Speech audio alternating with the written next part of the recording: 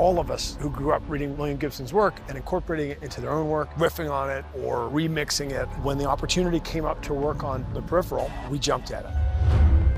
The thing that really spoke to me about The Peripheral in particular is, out of all of the canon of William Gibson, I think this is one of his most humanistic novels. We were always drawn to things that were close to the earth, somewhat grounded, but that imagined that there was something darker, more mysterious, and more interesting happening underneath. All of his work is incredibly brilliant in its futurism and scope. There's a flavor to what he does that I don't think anyone's really captured on film. People have attempted to do it, and he's famous as being the godfather of cyberpunk. Thanks to Scott Smith and Greg Plageman, they wrote the show. For me as a director, the fun part is when I have a great scene that's beautifully written, to just watch it happen. So much of what Gibson was talking about 30 years ago has become our daily reality. So now here's a book that's looking 70 years ahead in our future and seeing some exciting things, but also some terrifying things. It's a super expansive show, and they really capture the landscapes in a way that feels raw and tangible. I'm such a fan when it comes to everything that Jonah and Lisa do. They truly are two of the finest producers I've ever worked with because of their enormous talent, creativity. They're the best at what they do. Just to come to this project and work with them and meet them and have discussions and interact and to see that they're actually extremely humble, down-to-earth people, that's very inspiring. The book is incredible, and it's very dense, and it's very intricate. I think they did a very good job at pulling that through the storyline.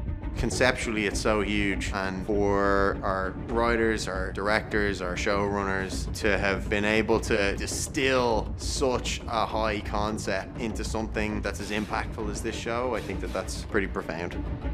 Science fiction allows you to dive into really big questions on a really big landscape, but at the same time, despite that bigness, there's an intimacy to them and a universality to them.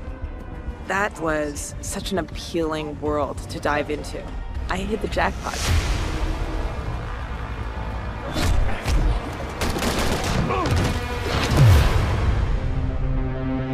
Peripheral is a robot clone of your body. You can enter into this body, which can be an exact replica of yours, and you can feel everything that this peripheral's feeling in a different place or even in a different time. At some point, Flynne realizes that she's not actually playing a sim anymore. She's piloting a robot body in 2100, and her whole world changes. Holy shit! It was like being there. She wakes up in future London, and there feels like there's a schism in the world. There's this stark contrast between Planton in 2030 and London in 2100. So the characters are coming to grips with those two timelines. William Gibson's work is incredibly brilliant in its futurism and its scope. It being speculative fiction, technology is a huge theme. It's a super expansive show. It feels really big. Everything just feels grand. A lot can happen in 70 years, Miss Fisher. A lot did happen.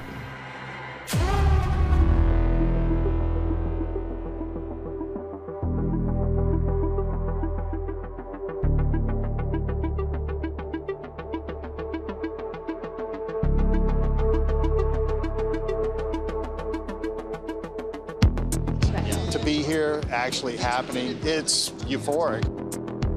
First and foremost, it's nice to see everybody. Nice to have an excuse to get everyone back together in one place, especially with this group.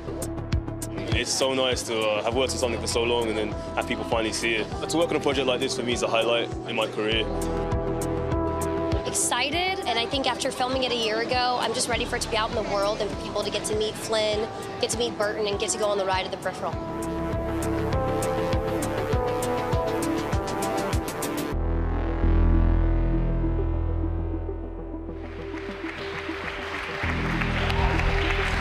Gibson's work has informed so many filmmakers that to bring it to the screen is a very, very special thing. The best adaptation of Gibson's work to this point has been The Real World. Enjoy the show.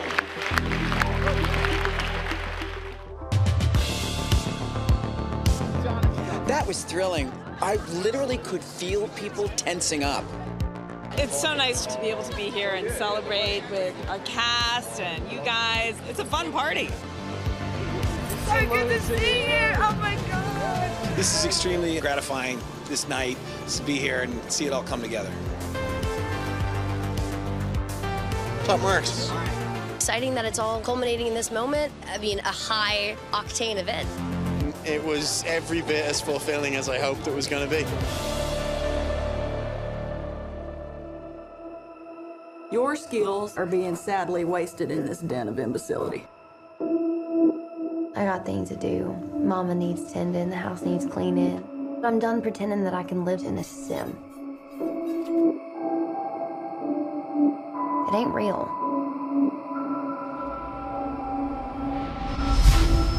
What is it? Cutting-edge VR, Flynn. Folks want me to beta test it for a shitload of money, too. Just lay back, close your eyes. Stop it. Count back from 10.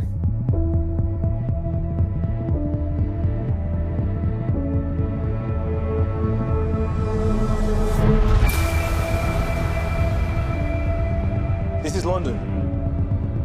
But London's 70 years from what you think of as the present. It was like being there, in your body. You're inside the peripheral. Piloting that body as if it were your own. Holy shit.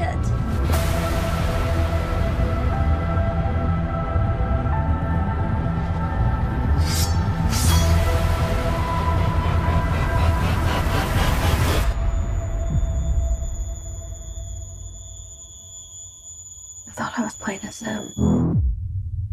It turns out if you prick us, we bleed.